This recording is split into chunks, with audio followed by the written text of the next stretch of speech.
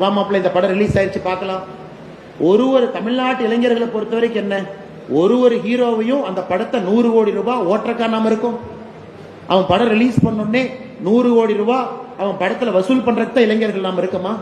முதல் நாள் முதல் ஷோல 450 ரூபாய்க்கு டிக்கெட் வாங்கி, அவன் பாப்கார்ன் 300 ரூபாய்க்கு வாங்கி, காஃபியை 150 ரூபாய்க்கு குடிச்சு ஒரு படத்தை பார்த்து வெளியே வந்தீங்கன்னா 1000 ரூபாய் பாக்கெட்ல இருந்து ஆட்டை போட்டுறாங்க. நான் தெரியாம தான் கேட்கிறேன்.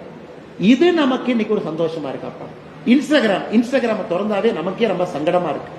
எந்த இட்லி சாப்பிட்டேன், எப்படி சாப்பிட்டேன், அந்த மூஞ்சி இப்படி வச்சு போட்டோ எடுக்கிறாங்க, இப்படி வச்சு போட்டோ எடுக்கிறாங்க. ஒரே மூஞ்சி தாங்க இருக்கு, ஒரே பேக்ரவுண்ட் தான் இருக்கு. எத்தனை விதத்துல அந்த போட்டோ எடுக்கிற நேரத்தை வேற எதுக்காச்சும் நம்ம பயன்படுத்தணும்னா எவ்வளவு சிறப்பாக நாம் வரலாம்.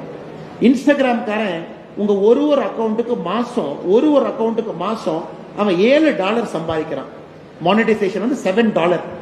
ஒரு இன்ஸ்டாகிராம் அக்கௌண்ட்டுக்கு $7, சாரி மாசம் இல்ல, வருஷத்துக்கு $7 பேஸ்புக் மெட்டா சம்பாதிக்கிறான் உங்களை வச்சு. ஏன்னா நீங்க கஸ்டமர் இருந்தா தான் ஆடு புஷ் பண்ண முடியும்.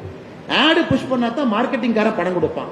மார்க்கெட்டிங்காரன் பணம் கொடுத்தா தான் மார்க் ஜக்கர்பர்க் பணக்காரனா இருப்பான், உலகத்துல 3ஆவதா இருப்பான்.